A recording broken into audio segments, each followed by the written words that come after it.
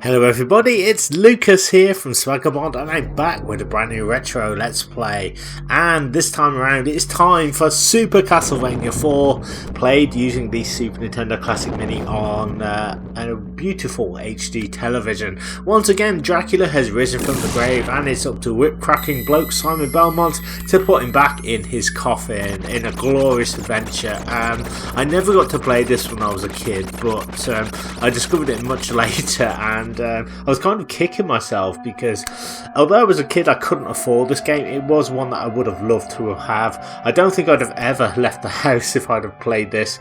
It's one of the greatest platforms on the Super Nintendo. It combines horror with action, lots of kind of jump scares. It uses the Super Nintendo's Mode 7 to the maximum to create some awesome effects, and as you can see we got a little bit of a story here to tell you that every 100 years Dracula returns and we basically just gotta kill him, and it's always like a member of the Belmont family, one of their descendants or something, which I think is really cool. But yeah, fantastic game.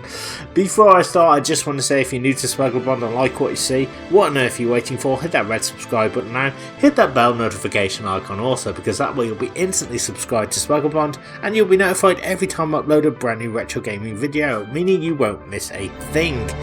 Don't forget to drop me a like on this video if you enjoy it. It really helps out the channel. Comment on this video, let me know if you played Super CastleVania 4, your memories of this awesome game, or any game in the Castlevania series that you think is really good, or maybe there's one that you didn't really particularly like.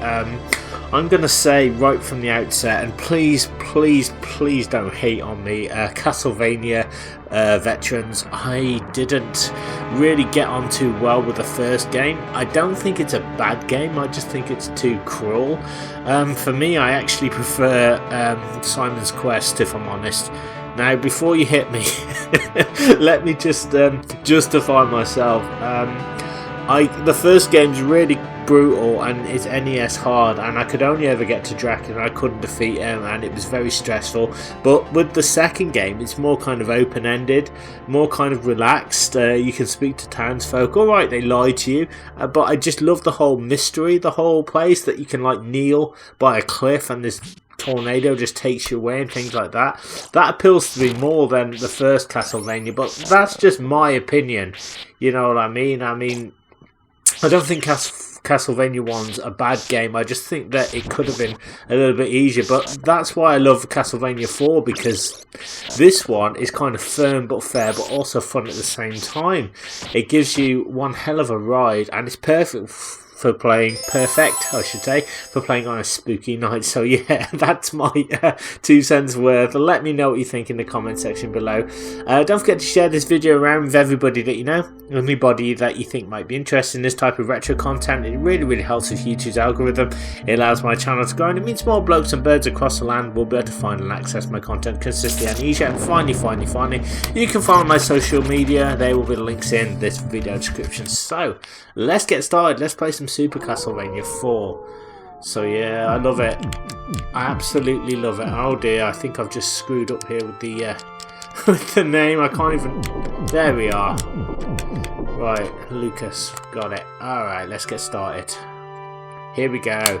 So the journey to Castle Dracula has begun, and every time I play this it conjures up images of Hammer horror, because I'm a massive Hammer horror fan. I love all the films as a kid, and there wasn't really much. We only had like 3 or 4 channels on the television, and my dad, he was always into his horror films, and so I was always watching like Dracula AD 1972, Taste the Blood of Dracula, Frankenstein, anything with Peter Cushing and Christopher Lee, and they become my heroes. And to this day, Peter Cushing is my favourite actor of all time.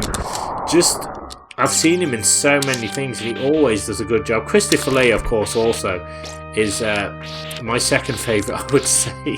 Well, you think he would be my first, but I don't know. I guess as Dracula, he cannot be matched as far as I'm concerned. He is Dracula, and I know he didn't like talking as Dracula. He would kind of wince every time they were given lines, and he actually preferred to let his eyes do the talking. But you know what? Christopher Lee, incredible. Absolutely, both men have had a profound effect on my on my career, if I'm honest. You know what I mean? I mean, they kind of acted before. There was no CGI when they did the Hammer horror films. They had to do everything. They had to actually act and like make the scenes work, and that's kind of why I guess they appeal to me, because they're just timeless in my opinion, you know. And you can have all the CGI in the world nowadays, but for me it doesn't make a good film unless, you know, you have actors who are willing to kind of get physical and do their own stunts and stuff like that, you know. But the iconic scene I always remember from the first Dracula film with both actors was where Peter Cushing, he jumped down and he made the crucifix, and Dracula, like, he pulled the curtains off and Dracula was just melted. That's always stuck with me to this day. It lives rent free in my brain. So yeah, that's what this kind of game does for me. It's perfect for playing on a dark night when you've got nothing else to do. And there we go, just destroying the enemies. So yeah, basically I'm playing as Simon Belmont. The idea is just to take Dracula down, and this is told through several levels. There's a lot of iconic bosses as well. Plenty of pickups to get as well. We are timed, although you won't run out of time as long as you keep moving forward and you don't dawdle. You should be fine. There we are. Lovely stuff. Right, let's keep going. Destroy the skeletons. So yeah, use that whip as much as you can. Your whip's going to be your main weapon. You will get sub-weapons as well, as you can see in the top. In the middle I've got an axe. All the weapons are awesome as far as I'm concerned.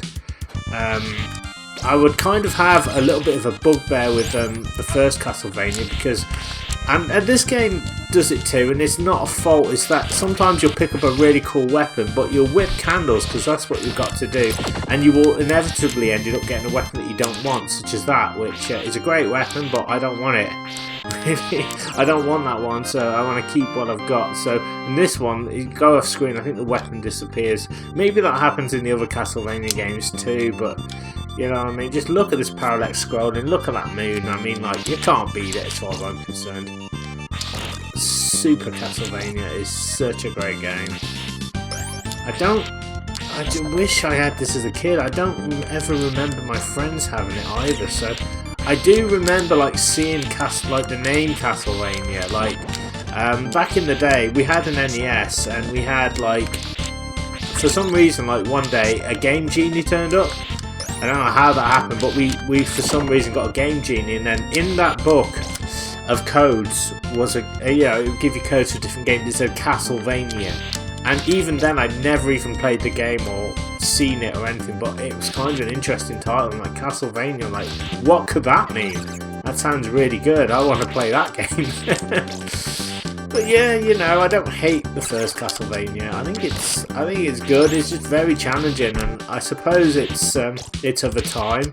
It's NES hard, which means you've kind of got to get through it, and it's a great demonstration of skill. But I guess maybe because I'm getting old, I've never ever been able to finish it, if I'm honest. I have, as I said, made it to Dracula, but that's about it as far as I'm concerned. I can't do any more than that, but this is a fine game. It's a fine game, I should say, in its own right. And there's lots of humorous touches. Now these horse heads, I think they're called Mr Dead, from what I remember. You also have two ghost bosses to take down as well later on, called Fred Scare and Paul Abdul, which I think is pretty interesting. Right, so what's with this? You've got rocks that you can destroy, but there's nothing else here. Oh, that's interesting. Alright, we'll just carry on up here, I guess. Yeah, the crescent moon outside. It wouldn't be a Castlevania game without the old crescent moon, as far as I'm concerned.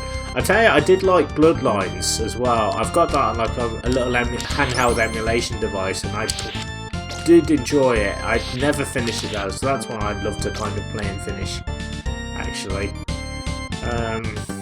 But for me, you know what I mean, I'm not I'm not really fussy with games, you know. As long as I can play them, that's enough for me, you know. As long as they're not super difficult, you know. And Castlevania is wonderful. It's a great game, but it's just way too challenging for me sometimes. You know, like, it's not like, once you know what to do, it's easy, I suppose. But it's just like Dracula himself. I can't beat him to save my life. I've seen other people do it really skillfully in speed runs and things. But maybe one day I'll give it a good go and just fulfill my destiny. It's a bit like trying to climb the rope in, you know, PE or something. You know, it's an iconic thing that you just want to do. Or climbing that tree for the first time when you're a kid. I always remember when I was about, I must have been like 8 or 9, and we went down to the local park, and I was I don't know, I couldn't climb trees, and I was determined to climb this one tree. I know, I should have really been learning to climb trees, but there's this one oak tree down at the local field we call like the Esso field. We still call it the Esso field because there used to be like an Esso garage down there. So I was determined to climb this tree, and I couldn't do it for ages, and then eventually I just thought, right, I'm going to climb this tree, and I eventually did it. Yeah, after several failed attempts, I climbed the tree, and I was like so elated. So yeah, it's kind of how I really feel about Castlevania. There we are, taking down, I think it's Rodin, just getting on the horse, do that cool little jump, and get the orb. So yeah, it's kind of like, this is kind of like my rite of passage, I guess, the Castlevania series in many ways.